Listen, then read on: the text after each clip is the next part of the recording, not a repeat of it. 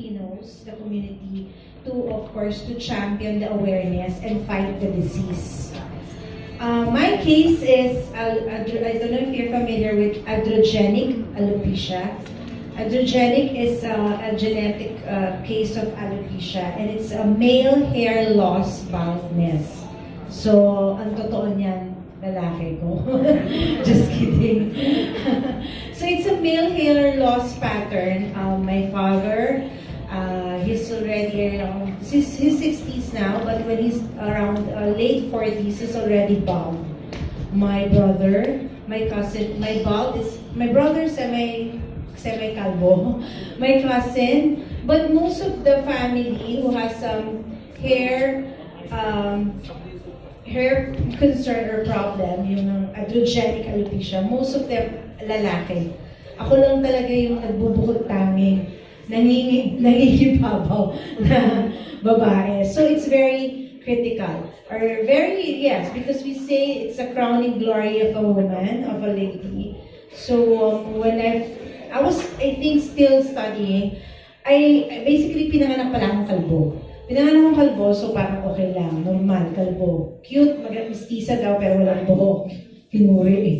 Anyway, so kalbo ko, and then I was growing. So, because in our parents' time, it's not really, we're not oriented in this kind of concern. I will not actually wanted to call it as a sickness or disease, or it is a disease technically, because there's an immune imbalance, but it's not really something that I would say I'll be really.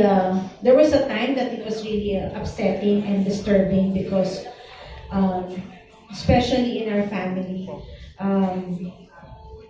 Bawal daw kasi sa pamilya namin yung pangit. Ako lang yung nakalakpas. In our family kasi most of them are into, they're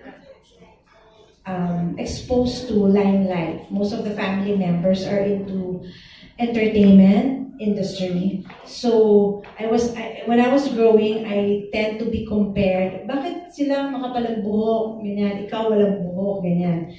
So, people tend to compare me with the family who are in the entertainment business because I have, they would see na, ba't sila magaganda ng buhok, makakapal, magaganda, ganyan, yung sa'yo manipis, pawala na. Ang masakit pa nung nag-aaral ako, madalas sabihin, may sakit ka ba? Kagad-kagad, may sakit. Yung natipos ka ba? Yung gano'n, yung nalalas ko na. Kasi may mga moments ako na talagang eto, wala. Ito. Normally yan bare months. I don't know for what reason. Hindi ko pa rin siya alam. But when I was growing, my parents are very supportive, particularly my father, because he has the same way. He has also the same condition, rather. So we will normally go into different dermatologists, doctors, even yung mga sa Divisoria. Kaya, naalala ko yun yung parang may binibili siyang parang bilog-bilog na mga gamot na sa mga Baklaran, Quiapo, yung gano'n, na iinumin daw ng 5 piraso, sabay-sabay na susuka na ako na parang pampatubo. Pero nothing really happened. Nothing. According to the doctors, hair dermatologists that I spoke with and dealt with, there's a growth, but it's not continuing. So it's stopped kasi nga meron akong autoimmune deficiency. So there you go. Glad to know that Regrow is here to help us out with. I'm sure in the next activities or what, our other members of alopecia community will be happy that we have you around to support us and find at least solution to our areas of concern. Okay, so thank you very much. So ano lang din, to add lang, the Regrow again is scientifically proven na it helps grow yung hair. So yung iba kasi, yes, katulad ng sinabi mo, kung sa baklaran or braid or using other types of herbal medicines na hindi ganun kasi effective. Unlike Regrow.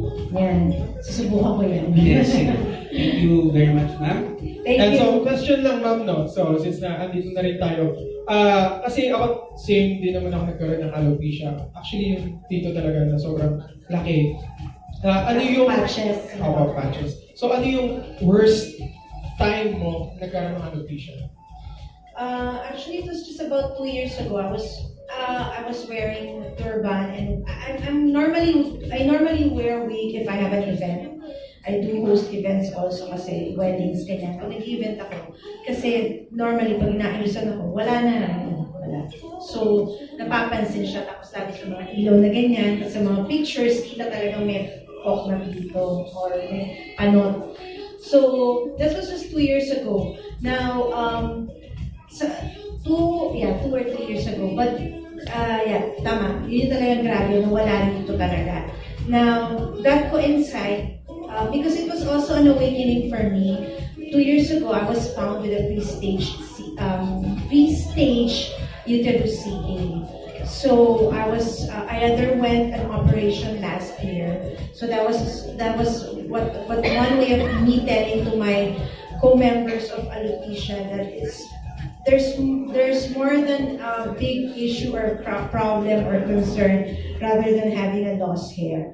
Because, but still I find it, I am blessed and grateful because when I was diagnosed, it is still a pre-stage. So I underwent an operation last year, total hysterectomy. So when I underwent a total hysterectomy, my other organ, I forgot the name, yung parang yung sa babae, alam to. The ovaries. The ovaries was also removed, but I don't have any problem with the ovaries. But the ovaries is the one reproducing hormones, yes, na makakatulong lalo sa yes. So, yun pa yung naging challenge sa akin. Na wala na yung pwedeng magbigay pa lalo ng hair sa akin. So, but, yun nga, yung sinasabi ko sa mga ibang kasamahan ko sa alopecia, I find it a blessing. I'd rather have that removed rather than I have a cancer of the uterus. So, isa siyang naging concern sa akin dahil mas lalong nagkaroon ako ng paglagas ko pag wala ng buhok because of that. But still, I mean, it's not something that I have to be worried about because I'm free of cancer. I'd rather have a hair loss than a cancer. So, yun. Another question, ma'am, no? So para sa lahat po sa amin, ano po yung advice na maibibigay niyo para sa amin na hindi pa nakakalam na nag-start na pala yung hair loss? Ano po yung payo na mabibigay niyo sa amin? Actually, I'm not really that so expert, but based with my exposure with the community, alopecia community, and also my readings and visit to doctors, because we have tried, even us in the community, when we get together every weekend, when we get to talk, tapos sabihin isa, I tried this ganitong sabon, ganito, may mga sinasabi na nabibili nila sa market, ganyan. Tapos yung isa itatry, nagkakaroon ng mga itchiness, nagkakaroon ng mga dandruff, o meron mga iba naman nagkakaroon ng sugat, patches, iba-iba. And then this one will tell me, I tried this one, it did walang effect, walang nangyari. Mas nalagas pa yung hair ko. I even remember I tried before yung shampoo ng kabayo ba yun? Yeah. Natuwa-tuwa ako sa kanya nung tinry ko kasi hindi ko mapal yung buhok ko, kumulot. Oo, natuwa talaga ako first. As in talagang picture ako ng picture kasi may kulot pero wala akong buhok dito. Ang weird, di ba? But anyways, so first, if you feel that you're not comfortable of who you are on the outside, that if you think that you don't have that enough hair or something is going wrong, sobrang excessive yung hair fall ninyo, consult a doctor, consult a dermatologist, consult an expert. Because if you do go self-treatment that I experienced before, yun lang, yung parang magkakaroon kasi ng mga misconception, misinterpretation, tapos minsan yun nga, nagdumating sa time na nagkaroon din ako ng mga patsi-patsing sugat dito na namumula, kasi nga, kung ano na nasusubukan or natatry. So, consult an expert, do read, be associated with people who can help. Like for example, this one, I know minoxidil is proven and tested.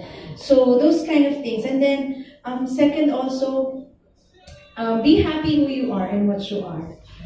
As I've mentioned earlier, I'd rather have a hair loss than a CA. So I opted to have my ovaries and other reproductive organ removed because I know naman then, because I have androgenic alopecia, I know that there would come a time that I might have completely hair loss.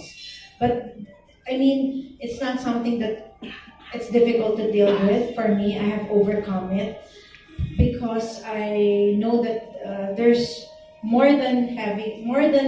there's a beauty in me more than having no hair or less hair. So, Last but not the least, the third, sorry. Continue having your good faith with the Lord and having a good, positive attitude. Yes, positive attitude and outlook in life.